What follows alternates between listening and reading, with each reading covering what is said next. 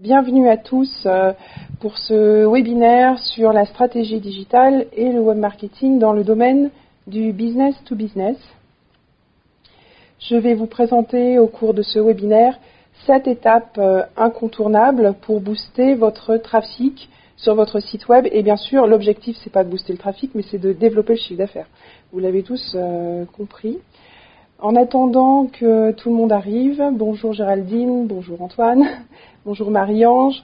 En attendant que tout le monde arrive, je vous invite à partager ce que vous allez voir au cours de ce webinaire sur Twitter. Le webinaire va être repris en live tweet sur le compte Twitter Pentalog. Et il y a également un hashtag au sujet de la digitalisation qui est DigiWar, parce que la digitalisation est une guerre mondiale et je vais vous donner des clés pour vous en sortir. Et d'ailleurs, vous avez derrière moi également le robot là, mais on va voir que évidemment, c'est avant tout l'humain qui fait le succès de la stratégie digitale. J'ai une très bonne nouvelle pour vous. C'est que aujourd'hui la stratégie digitale des entreprises est encore peu affirmée. Donc ça veut dire qu'il n'est pas trop tard pour s'y mettre. Et même en vous y mettant maintenant, vous allez pouvoir prendre de l'avance sur vos concurrents en B2B. En fait, on le voit très bien sur cette slide. En fait, si je descends, on va voir la source de cette enquête. C'est une enquête TNS Sofres. Sur la pratique du web marketing en entreprise. Et aujourd'hui, la question c'était, aujourd'hui votre entreprise a-t-elle selon vous une vision claire de sa stratégie digitale? Donc avoir une vision claire de sa stratégie digitale, ça veut dire concrètement que c'est quelque chose qui est amorcé dans l'entreprise. Et la réponse est oui, tout à fait. Il n'y a que 7% des entreprises B2B qui ont une vision claire de leur stratégie digitale. Donc il est tout à fait temps pour vous de vous y mettre et d'aller prendre de l'avance sur vos concurrents en utilisant toutes les bonnes pratiques de la stratégie digitale que je vais vous présenter au cours de cette matinée. Voilà, donc mon profil, je m'appelle Aline Myrti Mancinelli, consultante en stratégie digitale et chef de projet web marketing chez Pentalog. J'interviens au niveau du département Pentalog Institute de conseil en stratégie digitale et de consulting IT. Et j'ai 12 ans d'expérience dans le domaine du marketing IT à destination des entreprises. Donc vraiment du business to business. La particularité de la situation, c'est qu'aujourd'hui, je fais un métier qui n'existait pas il y a 10 ans et quand j'ai fait mes études, on ne parlait pas du tout de web marketing. Donc c'est vraiment un métier tout nouveau et l'enjeu pour les entreprises, c'est d'apprendre des nouvelles compétences et d'aller très vite parce qu'on est dans une véritable révolution digitale et révolution économique qui touche tout le monde. Il n'y a aucun secteur épargné par la vague de la digitalisation. Voilà. Vous aurez toutes mes coordonnées à la fin du webinaire et je pense que sur Live Tweet, vous pourrez me retrouver aussi très facilement. Alors, les 7 étapes de la stratégie digitale pour réussir et pour booster votre croissance grâce au web marketing, je les ai listées ici, ça va être le fil conducteur de la présentation. Donc on va commencer par une étape d'analyse pour essayer de comprendre la situation et ensuite on va dérouler un plan d'action. Comment attirer des contacts B2B vers votre entreprise, vers votre service commercial, comment les transformer en clients. Ensuite, une fois qu'ils ont été clients et qu'ils ont eu une première expérience de vos produits ou de vos services, eh bien comment les fidéliser. L'acte d'achat en B2B, vu les montants, vu les enjeux, c'est quelque chose qui prend beaucoup de temps. Ça peut prendre plusieurs mois, voire plusieurs années. Et donc, du coup, une fois que vous avez concrétisé l'effort d'animation commerciale, eh bien sûr, il faut fidéliser et pérenniser la relation avec vos clients. Donc, c'est ce point-là qu'on va voir ensemble. Et puis, ensuite, on va sortir du web marketing. On va aller sur de la stratégie. d'entreprise et je vais vous partager des idées pour voir comment on peut développer son activité dans un monde complètement digital, comment on peut innover et comment on peut disrupter. Donc on parle beaucoup d'ubérisation des business models et donc je vais un petit peu surfer sur ces thématiques vers la fin du webinaire. Voilà. Alors, sur ce schéma très complexe qui me sert en fait de base quand j'explique le web marketing à mes clients, qui sont aussi bien des start-upers que des chefs d'entreprise, ce qu'il faut retenir en fait, c'est que c'est pas le SEO qui est au centre de la stratégie, mais c'est la cible en fait, c'est votre client. Mais on peut aussi avoir des stratégies de communication digitale à destination d'autres cibles. Donc ça peut être des candidats, par exemple du branding, c'est-à-dire de la communication de marque à destination de candidats pour du recrutement de profils rares, donc des profils techniques. On peut avoir une stratégie digitale B2B spécifique pour développer un réseau de distribution. Donc ça peut être des partenaires, des franchisés, etc. Et donc, on va voir qu'il y a beaucoup de choses qui gravitent autour de cette cible. Et j'en dis pas plus maintenant, on verra la suite au cours du webinaire. Et ce schéma, de toute façon, vous le retrouverez dans les articles de blog que j'ai écrits. Je suis en train d'en écrire un autre et je vais vous expliquer tout ça en détail d'ici quelques minutes et aussi sur le blog Technologie et méthode de Pentalog Institute. Alors, on rentre dans le vif du sujet. Première partie, première étape, comment analyser ce qui se passe sur Internet.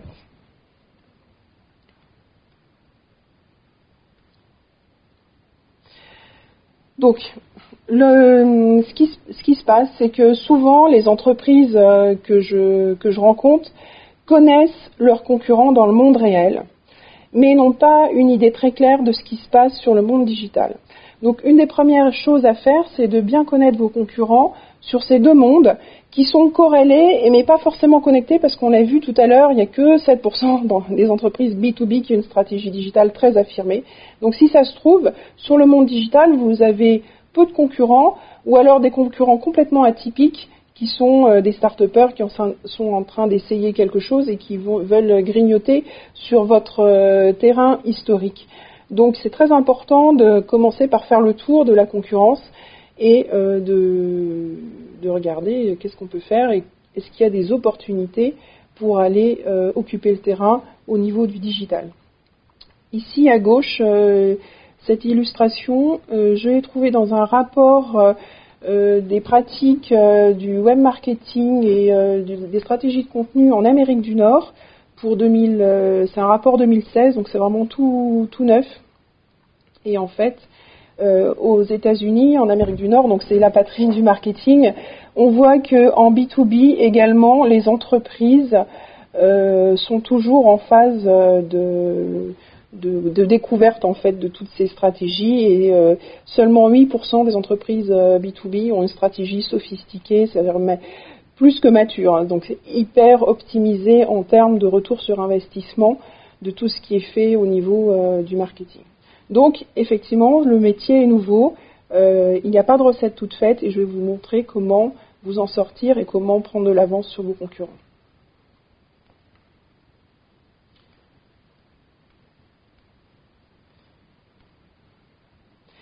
Alors, cette slide, c'est une slide qui vous donne quelques clés très pratiques sur les tactiques web marketing qui fonctionnent en B2B en 2016. Donc c'est tiré d'un autre rapport d'une agence spécialisée en marketing de contenu aux États-Unis. C'est ce que l'on fait chez Pentalog Institute et c'est ce que l'on recommande, c'est ce que je recommande également à mes clients.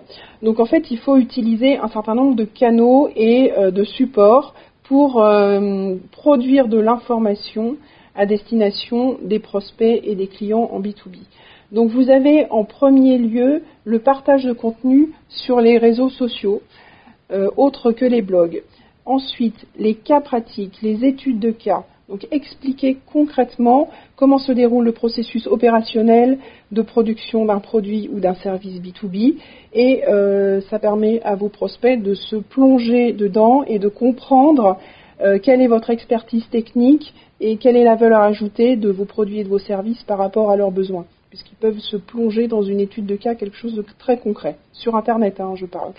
Bien sûr, les blogs, les newsletters pour partager des articles, de l'actualité, des informations utiles que vous avez à donner à vos prospects, sachant que la durée de transformation peut être très longue. C'est très bien d'animer régulièrement vos prospects en cours de transformation avec des informations via les newsletters, des événements, des articles, des vidéos. Le marketing vidéo, c'est quelque chose qui est en train de se développer de plus en plus, et on peut très très vite aller faire des vidéos du patron de l'entreprise, donc l'interview du CEO, l'interview du directeur technique, l'interview de clients, et les diffuser. Et ce sont des choses qui vont pouvoir renforcer la confiance de vos prospects par rapport à ce que vous faites, et leur faire comprendre ce que vous faites et pourquoi vous le faites, comment vous le faites. Et donc la vidéo, c'est un point très très important pour dans le cycle de conversion du prospect. Donc, bien sûr, des illustrations, des photos, on parle même d'infographie, les livres blancs. Donc c'est un moyen également de partager votre expertise sur le sujet que vous maîtrisez. Donc c'est aussi bien de la production que du service, ou des services autour de la production. Les webinaires, c'est ce que je fais. Et puis les présentations en ligne, donc c'est les SlideShare, de l'information utile. On parle même de knowledge sharing, c'est-à-dire le partage d'informations avec vos prospects. Et donc aux États-Unis, les entreprises B2B qui font du web marketing, eh bien, elles utilisent toutes ces tactiques. En moyenne, elles en utilisent 13. Sur le tableau, là, j'en ai listé 12. Donc, en fait, elles font tout ça.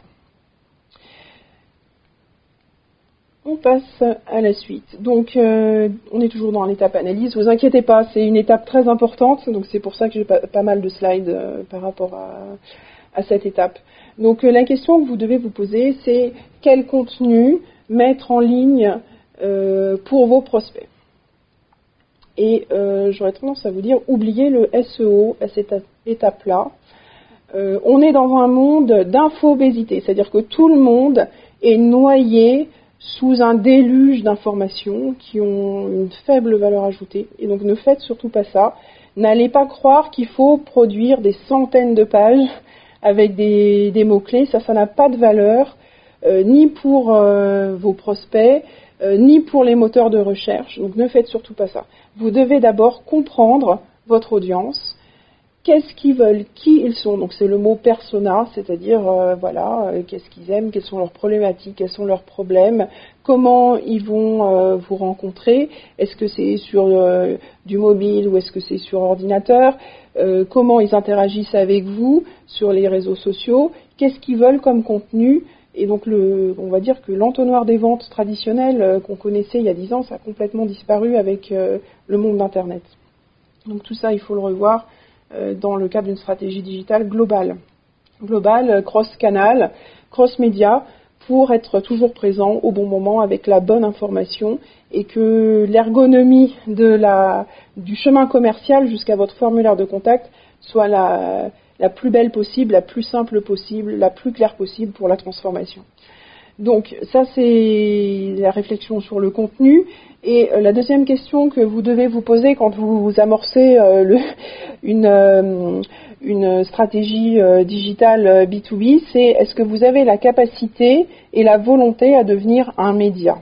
Parce que finalement, pour convaincre sur Internet un prospect B2B de devenir un client, vous devez avoir cette capacité et cette culture d'entreprise de la transparence et du partage de l'information utile. Donc est-ce que vous avez la ressource homme pour produire des contenus métiers, des contenus techniques, utiles, transparents? Je parle même de générosité parce que finalement ce sont des contenus qui ont beaucoup de valeur, qui prennent du temps à être écrits, et il faut être prêt à les donner pour être considéré comme le média de référence sur votre domaine. Quand il y a un sujet technique, c'est vous la référence. En fait, c'est un investissement sur la durée, et vous vous positionnez comme média. Et ça, c'est vraiment la clé du succès pour réussir une stratégie digitale. Et si vous n'êtes pas prêt à faire ça, il faut faire autrement, en fait. Il faut travailler autrement, mais on ne peut pas faire à moitié, et ça nécessite vraiment un gros effort de production de contenu. Et le dernier point, c'est vous ouvert au dialogue, c'est-à-dire qu'aujourd'hui, l'entreprise n'a plus le monopole de la parole, donc vos prospects s'expriment. Ils s'expriment sur Twitter, ils s'expriment sur LinkedIn, ils commentent vos articles. C'est très intéressant, ils vont aller interagir sur Facebook avec le patron de votre entreprise. Et donc tout ça, c'est très intéressant, mais il faut être prêt à échanger avec eux de façon constructive. Il ne faut pas avoir peur de la critique, et il y a des façons de gérer d'ailleurs les clients mécontents de façon intelligente pour identifier le problème, le corriger, le traiter et faire en sorte que ça se passe bien. En tout cas, c'est un vrai changement culturel pour certaines entreprises, pour certaines industries qui n'ont pas du tout cette habitude d'échanger comme ça, ouvertement, parce qu'évidemment, comme c'est sur Internet, tout le monde peut le trouver, tout le monde peut le voir. Voilà. Donc, Karine, effectivement, je vois votre commentaire sur l'idée du média, et c'est vraiment le point crucial. En fait, il y a un changement, il y a une maturité dans les pratiques, et surtout, c'est lié au fait que tout le monde maintenant a un smartphone, tout le monde peut se connecter, tout le monde a accès à l'information tout le temps, et donc, voilà, on parle plus de technique web marketing, on parle vraiment de stratégie de communication d'entreprise. Donc, la fin du slide, là, on voit qu'on doit être multi-support. C'est fini, la communication très maîtrisée dans le site institutionnel, il faut le faire, mais en fait c'est la voix de l'entreprise, et la crédibilité de la voix de l'entreprise, elle est toujours remise en question. Alors que si vous avez des clients qui parlent de vous en bien, c'est déjà un petit peu plus crédible. Si vous avez des experts, si vous êtes considéré comme un expert, vous êtes invité dans la presse technique ou sur des salons techniques à animer des conférences, c'est encore mieux, parce que du coup, vous allez diffuser de l'information utile, partager vos connaissances et utiliser tous les canaux, donc les réseaux sociaux, les articles, les newsletters, le monde réel, donc les conférences, les salons. Voilà, donc ça reprend en fait ce qu'il y avait sur le graphique de tout à l'heure. Et bien sûr, une fois que vous vous exposez, eh bien, il faut un moment surveiller votre e-réputation, et on reviendra dessus tout à l'heure par rapport à la notoriété de marque.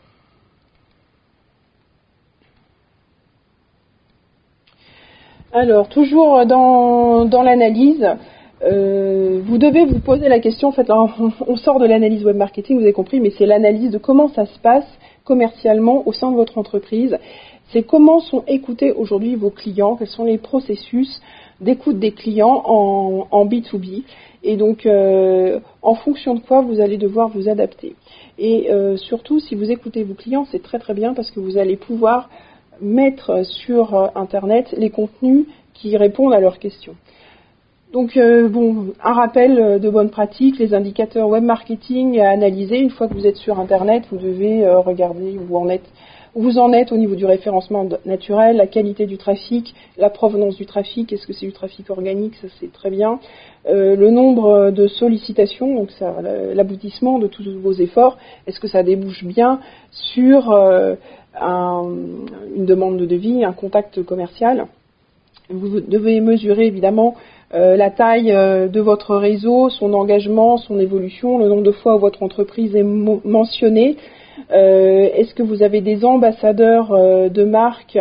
Donc les ambassadeurs légitimes en interne, bien sûr, c'est le PDG de l'entreprise, c'est le responsable commercial, le DRH, l'expert technique, le directeur technique, mais vous avez aussi des clients ou des partenaires qui peuvent être des ambassadeurs très intéressants, et donc il faut travailler tout ça dans une logique globale de partenariat et de croissance business.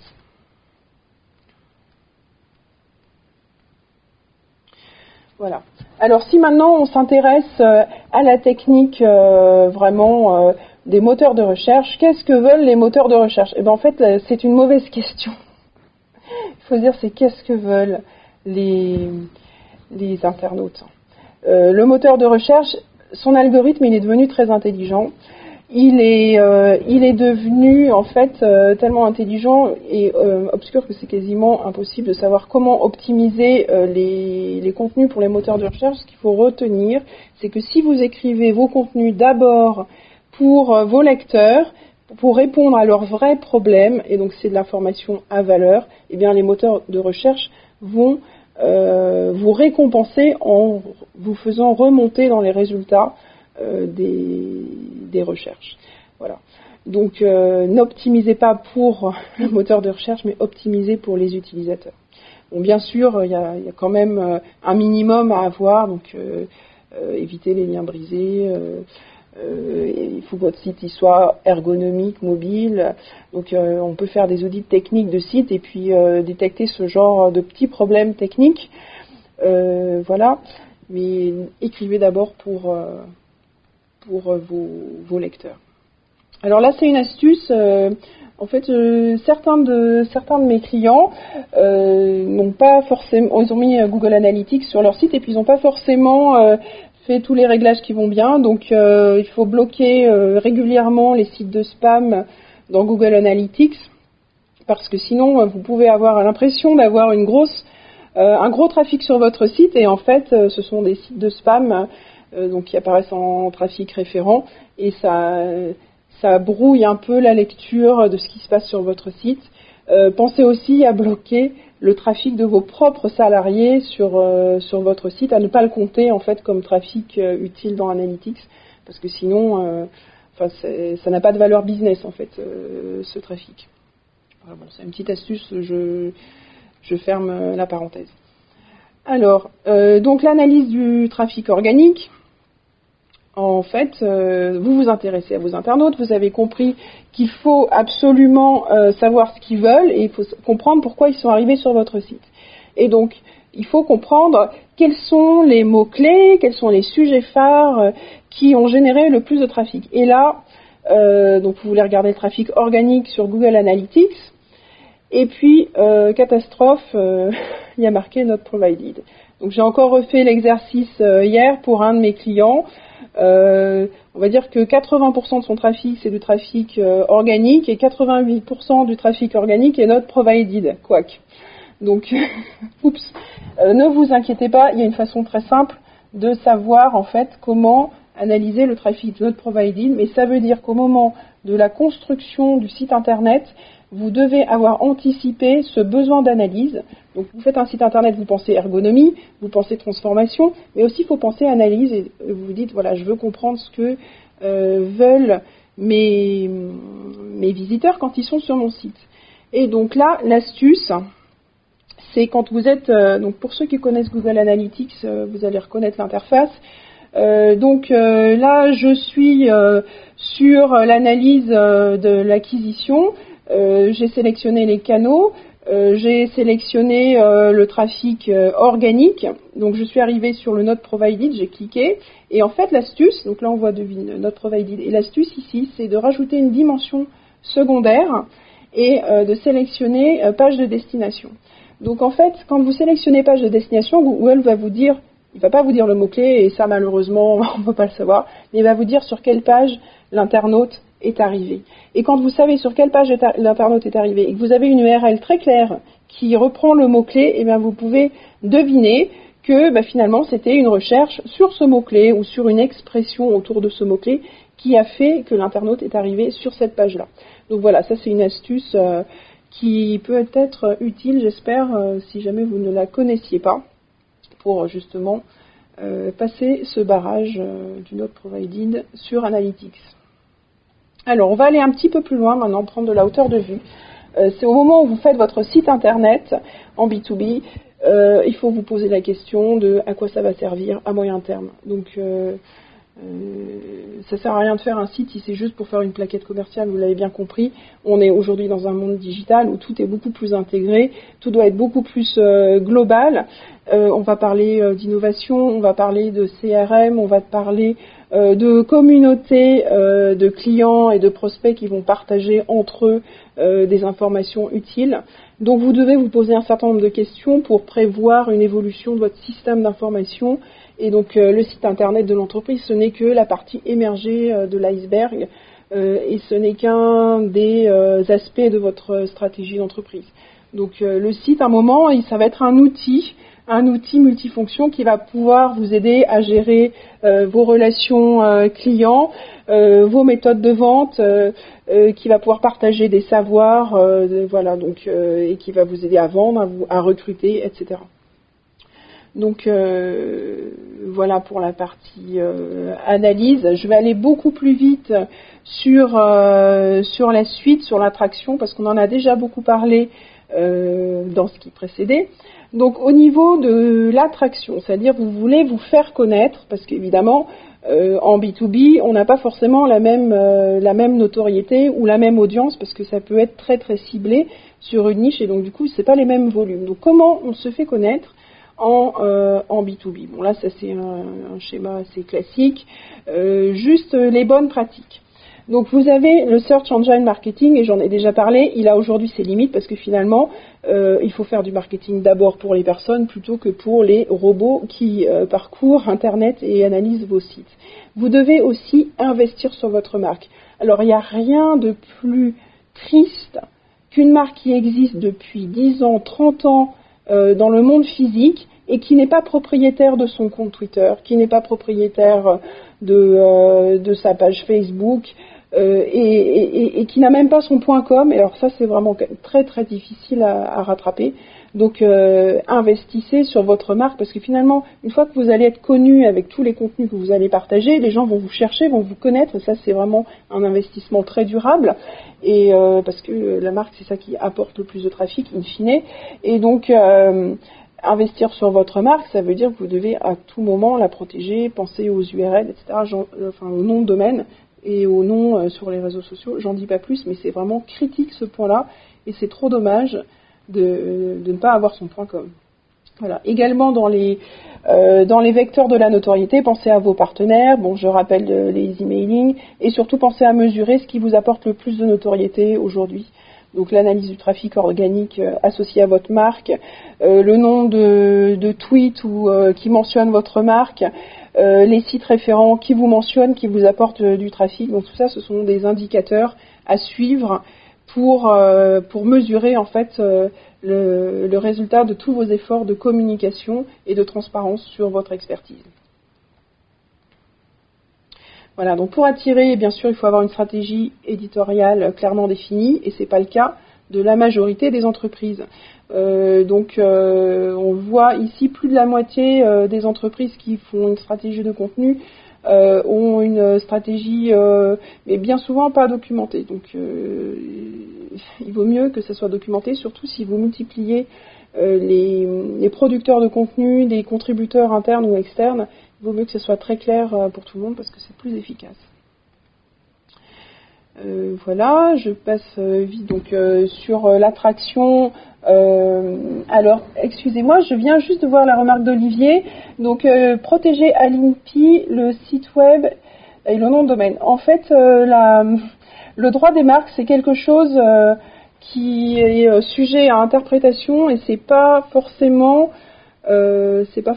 très clair. Donc effectivement, la meilleure des protections, concrètement, c'est vous avez l'idée d'un nouveau service qui va avoir un certain nom. Bien sûr, il faut déposer la marque, mais il faut penser immédiatement à acheter le nom de domaine. Vous faites un brainstorming sur une idée de service ou de produit, vérifiez que le nom de domaine est disponible, qu'il n'est pas déjà occupé par un service qui n'a rien à voir avec ça, et achetez-le tout de suite, ça coûte pas cher, ça se fait en 5 minutes.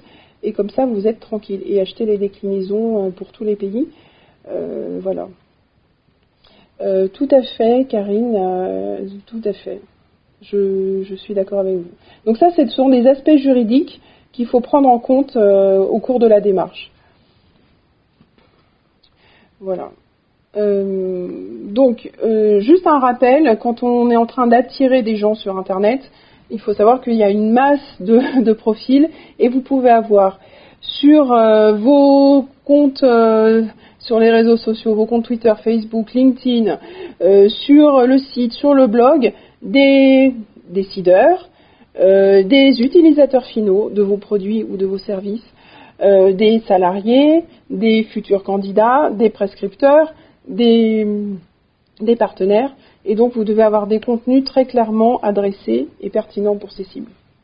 Alors, une question que vous devez vous poser aussi, c'est est-ce qu'il y a besoin d'évangéliser votre marché? Parce que si vous êtes sur un nouveau créneau et une niche très particulière et que vous devez évangéliser, c'est-à-dire qu'il n'y a pas de concurrent et que personne ne connaît ce que c'est, l'effort à faire est bien sûr beaucoup plus important. Donc ça permet de doser en fait l'effort à faire pour la production de ces contenus. Alors, je pense qu'on va finir cette présentation sur l'état de l'art du SEO en 2016. C'est un résumé d'un article qui interviewait des spécialistes, une dizaine de spécialistes du SEO aux États-Unis. Et donc, en fait, moi j'ai presque tendance à dire que le SEO est presque mort, puisque finalement, il faut s'intéresser en B2B, il faut s'intéresser d'abord à l'utilisateur. Et donc, ça transparaît un petit peu sur cette slide. Donc, d'abord, ce que les moteurs de recherche apprécient, c'est que votre site il soit pratique. Donc, il doit être pratique. Et aujourd'hui, le site, il peut être consulté sur mobile, sur tablette et sur ordinateur. Donc, vérifiez que ça fonctionne bien sur tous les cas. Il doit être pertinent. Donc, de l'argument commercial, ça n'est pas tout à fait pertinent. De l'information utile sur une expertise technique, ça c'est pertinent. De site, il doit être utile. Donc évidemment, on oublie complètement de faire du duplicate content. Ne faites surtout pas de copier-coller de Wikipédia, ça c'est la catastrophe. Donc vous allez avoir du contenu qui soit riche, qui soit inédit, qui soit viral, c'est-à-dire que vous êtes sur une thématique, genre une nouveauté technique, une innovation qui concerne votre marché, un aspect stratégique qui impacte vos clients, eh bien vous devez en parler et partager ça avec vos clients et vos prospects. Alors bien sûr, les mots-clés, il y a une certaine façon de les utiliser, mais n'en abusez pas parce que finalement, si vous suroptimisez votre site avec les techniques d'il y a 10 ans, eh bien, ça peut se retourner contre vous du jour au lendemain, parce que les moteurs de recherche n'apprécient pas du tout les opportunistes du SEO.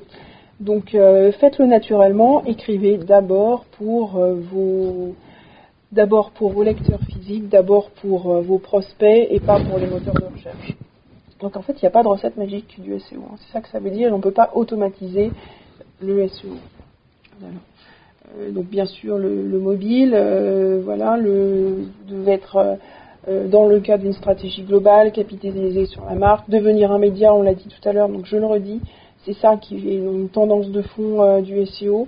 Et aussi il y a moyen de détecter et d'occuper de nouvelles niches, c'est-à-dire que, déjà d'une part, il y a très peu d'entreprises B2B qui sont engagées dans une démarche de stratégie digitale globale, donc ça c'est intéressant, mais en plus vous pouvez identifier des thématiques très précises sur lesquelles vous pouvez vous positionner en tant que leader, expert, incontournable du sujet, mais pour le faire, ça veut dire qu'il faut multiplier les contenus. Donc quand je parle de niche, c'est évidemment une thématique technique, et donc ça peut être tout un set de contenus, des vidéos, des livres blancs, des cas pratiques, des articles de blog, des conférences, etc. Et vous allez être naturellement finir par être identifié comme l'expert incontournable de ce sujet technique-là, et donc c'est ça qui va vous apporter in fine des clients. En fait, tout ça pour vous dire que sur Internet, on ne sait jamais quand va commencer la vente, et on ne sait jamais quand commence la conversion. C'est-à-dire que c'est déjà arrivé pour Pentalog que la vente, en fait, elle commence parce qu'un prospect a vu une vidéo, et au final, il est parti d'une vidéo, et puis après, il est allé voir des cas pratiques, et puis au final, il a fini par arriver sur le site internet et contacter le service commercial Pentalog. Donc, c'est pareil pour vous. Vous avez une masse de contenu, et finalement, quand le prospect il arrive au niveau de votre service commercial, ce que je vous souhaite, puisque tout ça, l'objectif, c'est la transformation. Quand le prospect il arrive au niveau du service commercial, il en sait beaucoup plus que vos commerciaux sur votre entreprise. Et c'est aussi quelque chose qu'il va falloir apprendre à faire évoluer, c'est que les argumentaires de vente classiques ont vécu et les prospects sont très très documentés aujourd'hui sur les produits, l'actualité d'entreprise, ce qu'a dit le CEO sur un groupe ou sur Facebook. Voilà. Et comme vous produisez à la fin plein de contenus, c'est difficile de suivre. Donc il faut s'adapter et être dans un dialogue plutôt qu'un monologue commercial. Voilà, c'est une évolution à prendre en compte. Alors, je vais essayer, si vous êtes tous encore avec moi et disponibles, je vais avancer très vite sur les autres étapes pour pas qu'il y ait de frustration. Donc simplement ici sur le SEO en 2016, on voit que les contenus riches, eh bien, ce sont aussi des contenus longs. Donc là, il y a 2500 signes sur les contenus qui sont classés dans les 10 premiers résultats des moteurs de recherche. Donc les pages courtes, ça ne marche plus en fait. Il faut avoir vraiment un contenu très riche avec beaucoup de textes sur les pages web et les articles de blog. Voilà. Donc on a évoqué le fait que maintenant les méthodes de vente elles doivent évoluer. On doit être prêt à être cross-canal, multicanal, c'est-à-dire que quand vous 2500 mots, excusez-moi. Merci Serge pour la précision. Donc effectivement, on parle de pages très longues.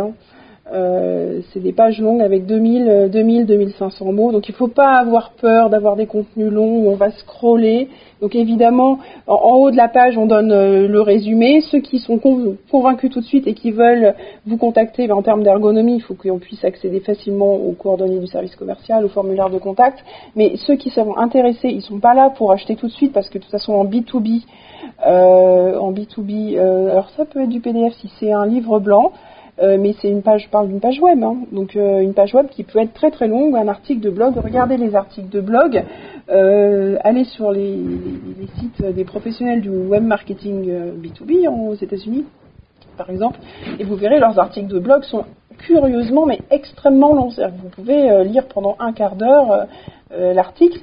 Mais en fait, c'est comme ça. Les gens aujourd'hui, soit ils papillonnent et ils vont très vite éliminer les pages qui leur apportent rien, soit ils se disent là, j'ai quelque chose d'intéressant et je prends le temps et je vais apprendre des choses. Et donc, en faisant ça, eh bien, vous montrez votre expertise. Voilà. Donc, la conversion, eh bien, finalement, elle peut commencer sur un article de blog extrêmement détaillé d'un chercheur de votre entreprise ou d'un expert technique qui va expliquer quelque chose que personne d'autre n'explique. Et puis là, eh bien, chez un de vos clients, quelqu'un qui a la problématique qui voulait se renseigner, il va trouver l'article et puis il faut qu'à un moment du blog vers votre site, on puisse avoir un passage fluide et qu'on puisse entrer en contact avec vous. Donc c'est ça où l'ergonomie cross-canal, multicanal, elle doit être bien pensée pour qu'on puisse vous contacter, trouver vos coordonnées facilement. La conversion, j'en ai parlé, on ne sait pas quand est-ce qu'elle commence et il faut bien sûr savoir gérer la transparence, c'est-à-dire qu'est-ce qu'on est prêt à dire, qu'est-ce qu'on ne dit pas, comment on le dit, qui parle de l'entreprise, qui parle des produits, qu'est-ce qu'il faut dire, donc c'est vraiment stratégique tout ça. Et c'est un changement culturel pour certains d'entre vous. Voilà. Donc la troisième étape, la transformation, je passe très très vite parce que j'ai vu qu'avec je parle beaucoup et j'ai un petit peu débordé. Donc en termes de transformation, là on parle de parfois quelques secondes pour convaincre, c'est-à-dire que le clic il doit être le plus ergonomique possible. Et donc sur le fond et sur la forme, on doit s'adapter aux attentes des prospects. Donc là, il y a un certain nombre de techniques d'analyse du parcours sur le site pour comprendre par où les gens arrivent et qu'est-ce qu'ils font et est-ce qu'ils s'en vont ou est-ce qu'ils font ce qu'on voudrait qu'ils fassent, c'est-à-dire qu'ils vont aller lire plus loin ou demander un contact commercial. Vous aurez les slides pour les lire sereinement. Donc je ne passe pas plus de temps sur cette slide qui est très très très riche. Au niveau de la transformation, la troisième étape, le plus important, c'est qu'en B2B, on n'est pas sur de l'achat immédiat comme sur un site e-commerce.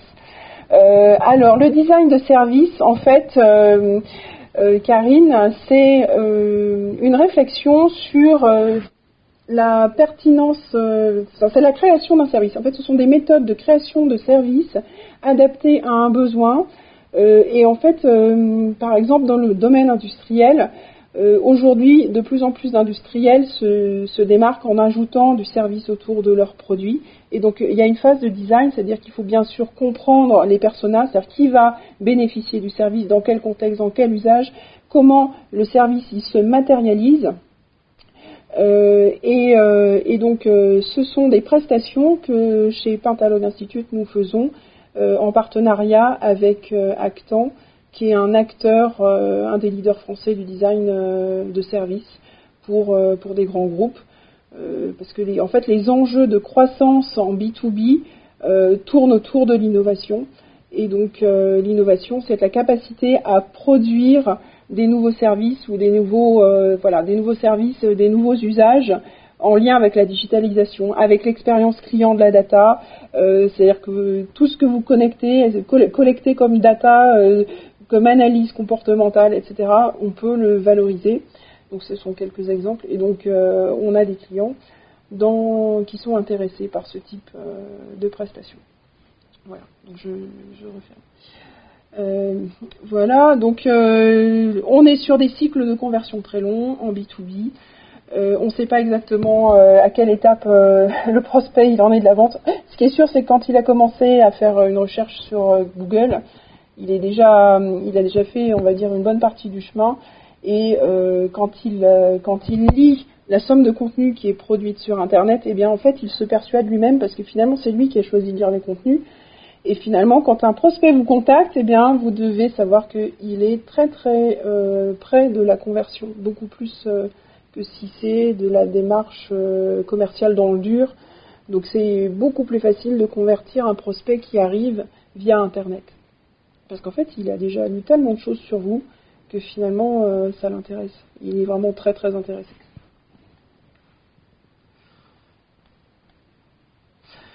Voilà, la fin de la petite slide, on peut même se concentrer sur les prospects les plus rentables. C'est-à-dire que si vous avez bien fait la production de contenu, vous allez quelque part segmenter les gens qui vous intéressent parce que vous vous adressez plus à eux qu'à d'autres. Et donc vous pouvez faire toute votre croissance sur les prospects les plus rentables. Voilà. Bon, les erreurs à éviter, c'est bien sûr d'être focus produit et de ne pas être focus client, de parler technique et de ne pas parler bénéfice utilisateur, de penser à l'esthétique d'un site et pas penser à l'ergonomie, de ne pas avoir d'objectifs. Et malheureusement, il y a beaucoup de sites encore qui n'ont pas beaucoup d'objectifs en termes commercial, en termes de conversion, en termes d'ergonomie utilisateur. Et donc, du coup, c'est des choses qu'on corrige avec les ergonomes Pentalog Institute quand on intervient en mission chez nos clients. Donc, Internet, c'est l'outil de désintermédiation par excellence. On voit le bureau d'aujourd'hui par rapport au bureau d'il y a 20 ans. Finalement, il faut tout digitaliser. Donc, vous pouvez appliquer tout ce que je vous ai dit pour les candidats, pour les partenaires, pour les prospects, et ça vous permet de gagner du temps pour vous concentrer sur les tâches les plus rentables. Donc oui, vous pourrez télécharger la présentation. C'est tout à fait possible, et si vous voulez tout à fait, la présentation vous la retrouverez aussi après sur le site Pentalog. Et si vous avez des questions particulières, on pourra rentrer en contact pour évaluer où vous en êtes et quels sont vos enjeux par rapport à votre entreprise. Donc il y a tout à fait possibilité de renouer le contact après ce webinaire. Voilà, donc les quatrième étape, si on revient sur la promesse en fait de ce webinaire, donc on a compris tout ce qui se passe, et maintenant que vous avez réussi à transformer un client, pensez à la fidélisation dès le début de la vente, c'est-à-dire la qualité du service, la réponse à la promesse. Tenez vos promesses. En fait, c'est tout à fait la phase clé, la phase cruciale. C'est-à-dire que si vous tenez vos promesses, eh bien vous allez avoir des clients fidèles, vous allez avoir des clients satisfaits. Et aujourd'hui, dans les évolutions, les pratiques que l'on voit, c'est la co-conception d'offres avec vos clients. Donc, je reprends le terme design de service, c'est-à-dire que le design de service ou le design de produit en B2B, eh bien, c'est tout à fait pertinent de le concevoir avec vos clients pour que ça leur corresponde exactement. Voilà, donc la personnalisation, exactement, Karine, c'est tout à fait ça. Donc il faut être aujourd'hui flexible, il faut être agile, capable d'innover très rapidement, à moindre coût. Il ne faut pas avoir peur de l'échec, en fait c'est très important de se tromper vite pour éviter d'investir des millions dans des solutions qui ne sont pas pertinentes.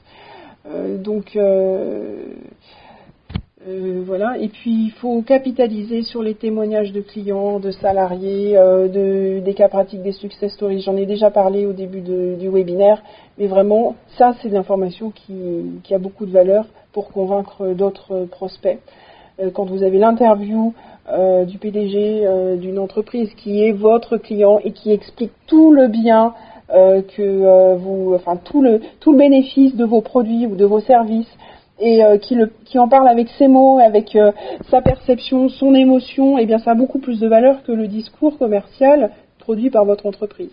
Donc c'est ces choses-là qu'il faut partager sur votre chaîne YouTube, sur votre site, sur votre blog. Voilà.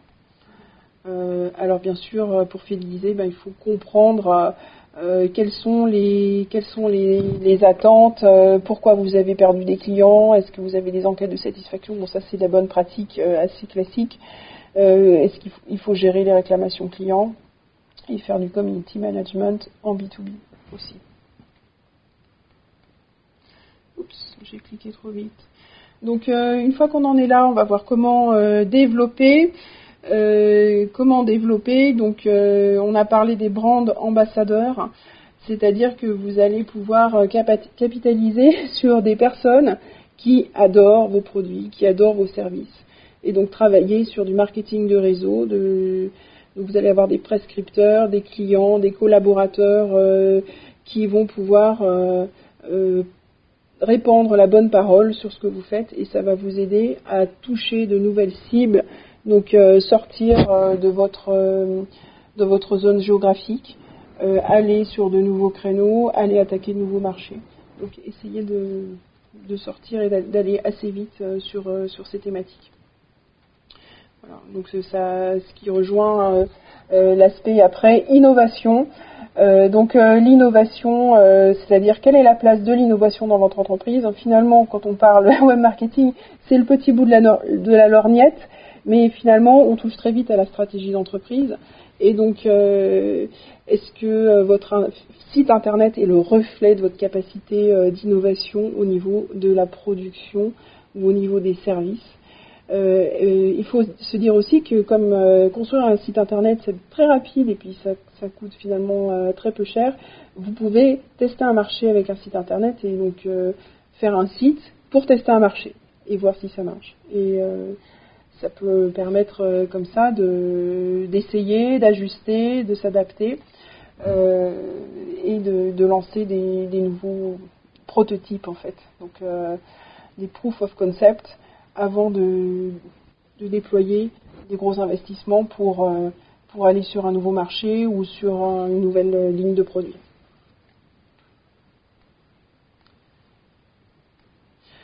Voilà. Donc j'en ai parlé tout à l'heure et là j'ai la slide sous les yeux. Donc en termes d'innovation, un exemple d'innovation c'est oui tout à fait, Serge il a dit l'évangélisation, mais si vous êtes sur une niche, vous pouvez très bien aussi tester un prototype sur un micro-marché, on va dire. On pourrait en parler au cours d'un autre webinaire.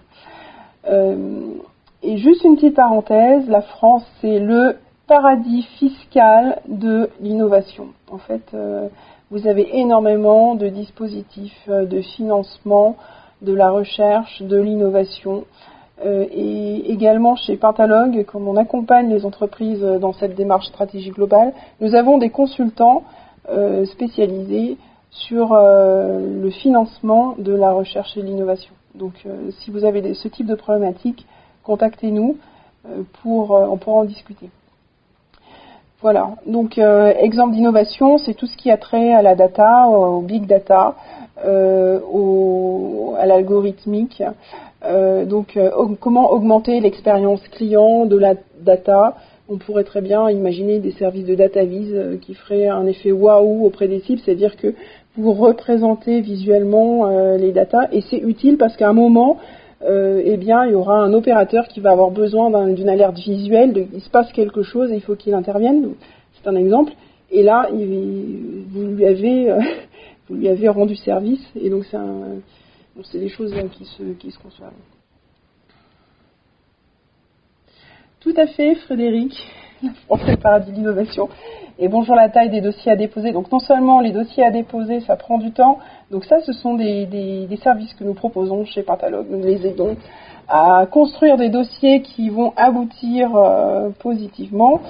Et puis nous les aidons dans ces démarches. Nous identifions les mécaniques de financement de l'innovation les plus adaptées par rapport à leur projet. Et donc j'ai des collègues qui sont experts du sujet et qui le maîtrisent sur le bout des doigts. Donc si vous allez sur le site Pentalog Institute ou si vous allez sur le blog Technologie Méthode IT de Pentalog Institute, vous allez retrouver donc des contenus concernant le crédit impôt recherche, le crédit impôt innovation, et il y a également, je pense, des replays de webinaires qu'on a joués très régulièrement là-dessus.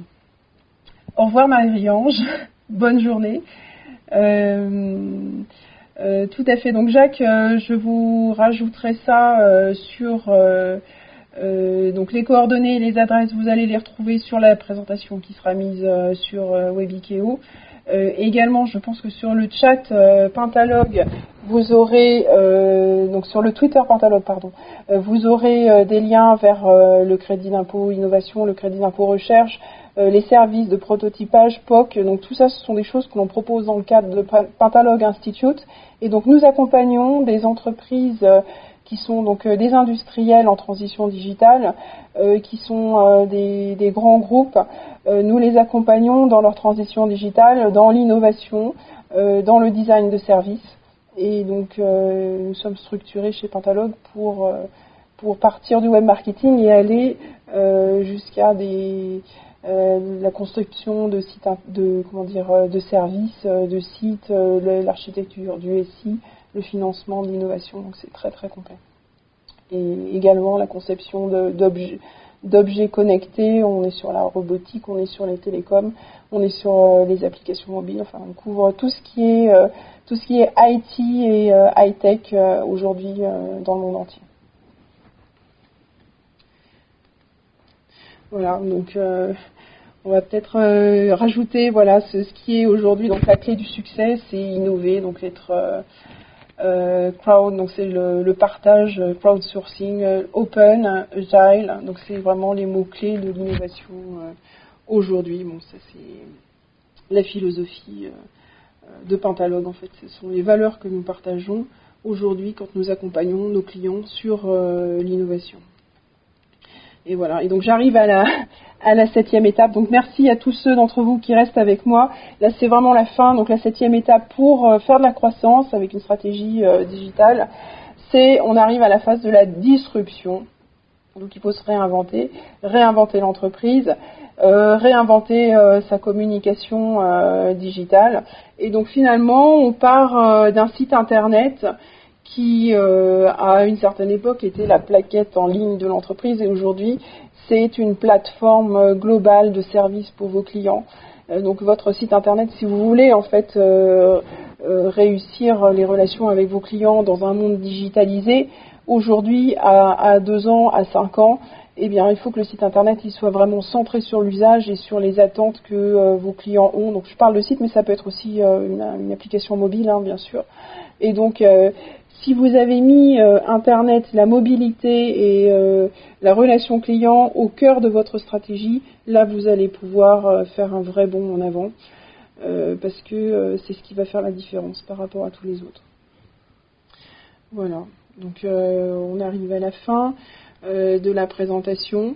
Donc le web marketing B2B, on allait très très loin, on allait jusqu'à la stratégie. Si je me reconcentre sur le web marketing B2B, donc les leviers de la construction, de la notoriété de l'entreprise, et bien sûr c'est la marque, les témoignages clients, les événements professionnels à relayer sur Internet, La sémantique Google, mais n'en faites pas trop surtout, c'est dangereux.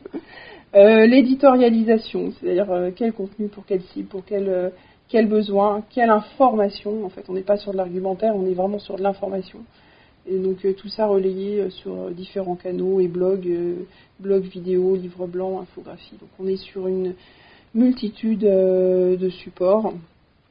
Le minimum vital, en fait, c'est la transformation rapide. Il y a très peu d'entreprises qui s'y mettent, donc allez-y, foncez, c'est maintenant. Et en fait, le contenant importe beaucoup moins que le contenu. Donc pensez d'abord stratégie avant de penser esthétique. Et êtes-vous prêt à faire cette conduite du changement? Est-ce que c'est porté par le PDG de l'entreprise? Et si c'est le cas, eh bien allez-y et vivez des moments extraordinaires parce qu'on est dans une vraie révolution économique, une vraie transformation qui touche tout le monde et donc personne n'est épargné par la digitalisation. Voilà, donc la digitalisation, une guerre mondiale, armez-vous, chez Pentalogue Institute, c'est notre métier, et je vous remets ici mes coordonnées. Sinon, allez sur le site Pentalogue Institute, allez sur Twitter, et le compte Twitter Pentalogue, et donc vous allez pouvoir nous retrouver. Est-ce qu'il y a encore des questions? Je vois qu'il y a toujours 34 personnes connectées. Avec plaisir, Damien, à bientôt sur Webikeo. Merci Géraldine, j'espère que je vous ai appris des choses. En tout cas, il y a beaucoup d'opportunités avec le digital et il y a vraiment moyen de faire une croissance durable. En fait, concrètement, les clients que j'accompagne font 50% de croissance tous les ans en B2B. Donc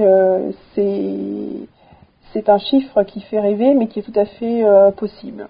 Voilà, donc on peut en rediscuter. À bientôt Karine. Bon, s'il n'y a pas de questions maintenant, on peut se retrouver de toute façon plus tard sur les réseaux sociaux, sur le site Pentalogue, il y a tout ce qu'il faut pour qu'on entre en contact. Je vous souhaite une bonne matinée, une bonne transition digitale, une bonne transformation digitale, beaucoup de croissance grâce au web marketing. Et puis je vous dis à bientôt sur Webikeo.